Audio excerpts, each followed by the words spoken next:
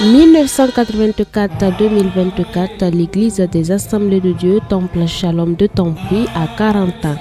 Et ce sont 4 décennies au cours desquelles l'Éternel, l'initiateur de l'œuvre, a manifesté sa fidélité. Quoi de plus normal que de faire une halte pour lui dire merci. Merci pour la 50aine d'églises annexes, la centaine de pasteurs formés et les milliers de fidèles enseignés dans ce temple. Il y a plus de 5125 membres dans ces 52 plus cette assemblée. Gloire à Dieu. Et nous disons merci au Seigneur pour cela. Que son nom soit béni. Au travers de cette église aussi, l'Institut biblique Oliab a été ouvert ici. C'est une église qui soutient beaucoup la vision missionnaire. Une église qui fait aussi la promotion du bien-être social. C'est donc satisfaction totale pour le pasteur principal de l'église, mais aussi pour le comité d'organisation pour la tenue donc de cette célébration.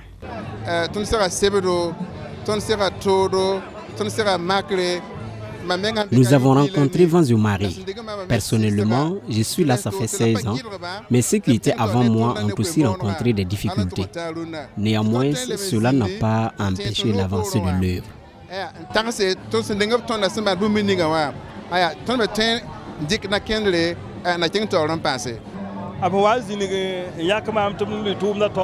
Lorsque j'ai été porté à la tête du comité d'organisation, ce ne fut pas facile, mais tous se sont donné la main pour la réussite de cet événement. Plusieurs nous ont soutenus financièrement et le bilan est satisfaisant.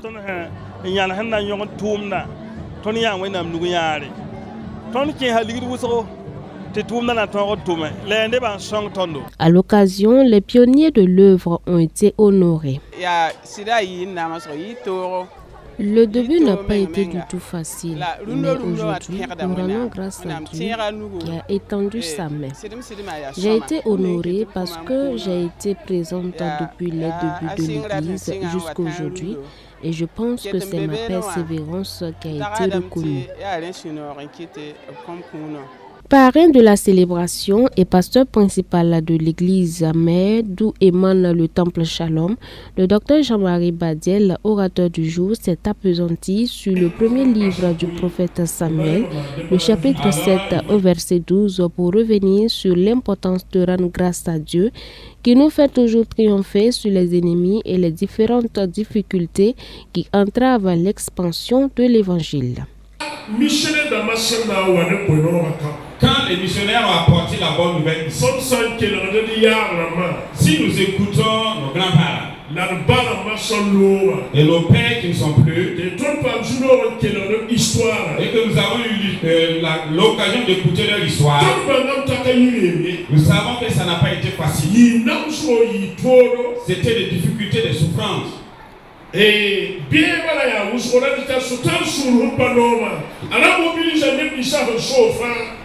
il y avait beaucoup d'ennemis parce que Satan avait mobilisé tous ceux qui étaient sous sa coupe pour que l'évangile de salut ne soit pas propagé. En faisant ainsi, il aidait à la propagation de l'évangile. Il n'a pas pu bloquer la volonté de Dieu. Et je sais que nous qui sommes là, nous savons qu'en 1984,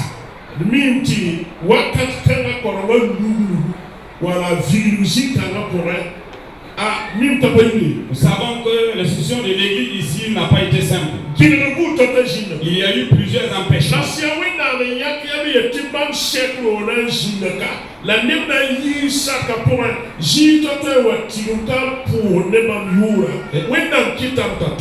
Et comme c'est Dieu qui sait qu'il voulait qu'une église soit ici pour que les voisins, pour que les gens viennent d'ailleurs, Dieu a fait de son mieux pour que cela se réalise. Ça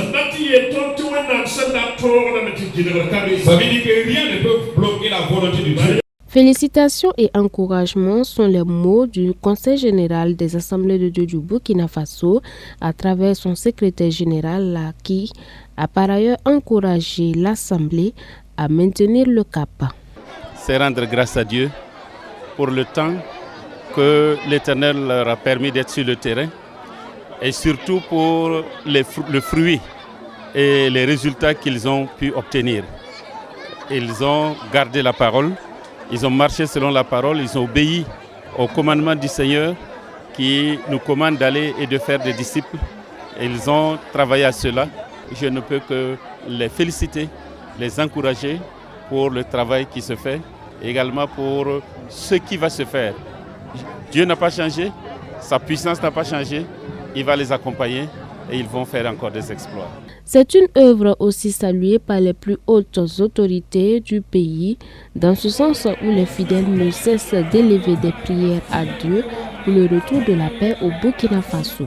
Ensemble avec eux, nous voulons rendre grâce à Dieu, le louer et l'adorer pour les avoir utilisés efficacement et les avoir utilisés pour que véritablement son œuvre progresse dans notre pays.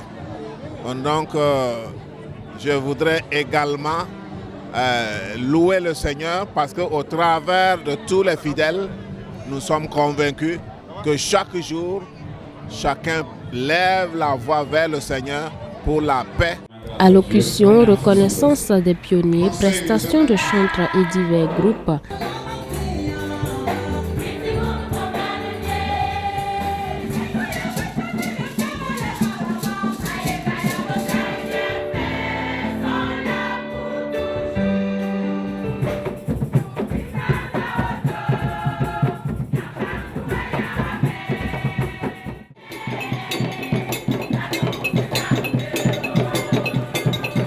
Découverte de la stèle comportant les noms des 6 pasteurs principaux du temple Shalom depuis son implantation, visite du musée retraçant l'historique de l'église sont entre autres les activités qui ont marqué la célébration du 40e anniversaire du temple Shalom de Tambouy le samedi 9 novembre 2024.